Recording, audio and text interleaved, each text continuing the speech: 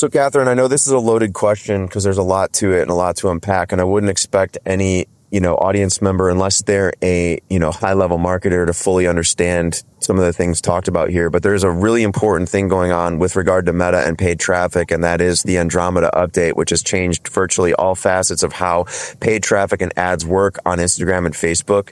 Can you, bird's eye view, break down for us what's going on in the Andromeda update and what it means for people who are currently marketing on Meta? Sure.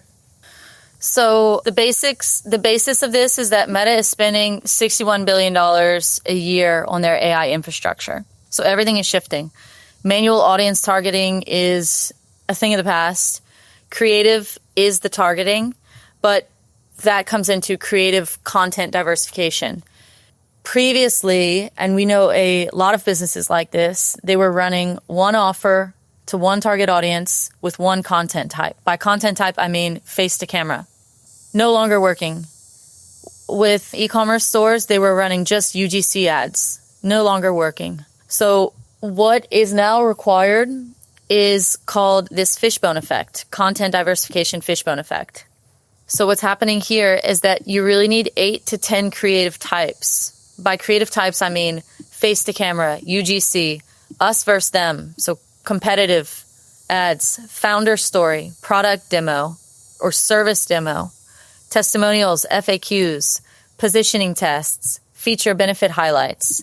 And what this does, these 8 to 10 types of content they naturally cover top of funnel, middle of funnel, and bottom of funnel. So now what happens is the AI knows the stage that the user is in their buying journey and which piece of content to deliver to them at which time. So you no longer need to create multiple ad sets. You no longer need to retarget.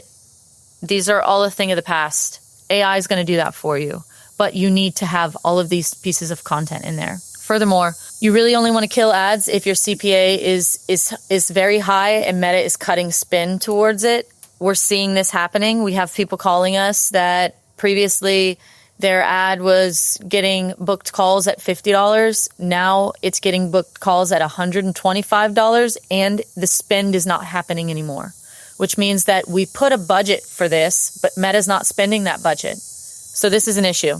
Kill the ads if that's the case. There's something called lost leaders that we're doing. This has to do with founder stories. So founder stories typically have a higher CPA, but keep that going because it's adding value and it's feeding the algorithm. So now the algorithm can use it strategically. It might not be the one that someone converts on, but basically what's happening here, ads are selling in the feed. We're selling the client in the feed. The ads are doing the sale.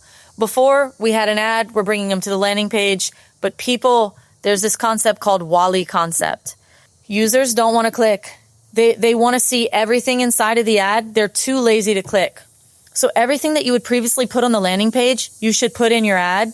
And through the AI algorithm, it will strategically show them different aspects of what you would have on the landing page. So testimonials, UGC, product demos, service demos, drone overviews of really cool high profile projects, founder story, why you should hire us versus another company, face to camera, talking style about multiple different aspects that your target audience wants to hear about. So basically all of this is going into the ad now.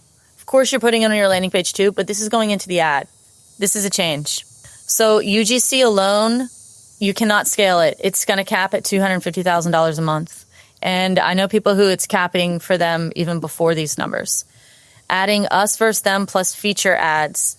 These stabilize spend and they cut the CPC by 25 to 30%. So instead of just doing UGC, doing us versus them and doing product feature ads and in us versus them are performing very well. Look at some of your competitors out there who are continually running ads right now in the e-commerce space. They're running us versus them in product feature ads. So moving forward, old playbooks, ABO, micro segmentation, narrow targeting, these are all dead. Media buyers, everything is into the creative strategy now. So media buyers are essentially becoming creative strategists. They need to understand from a creative's perspective what's missing and what we need. Meta is still the cheapest testing ground.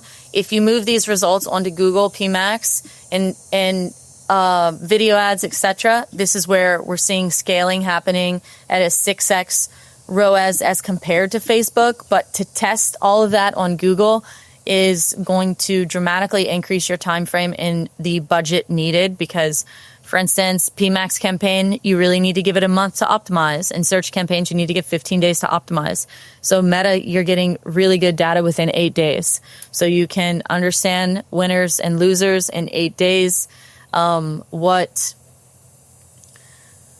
what aspects your target audience is resonating with the most, what offers they're resonating with the most, and then double down with that on Google.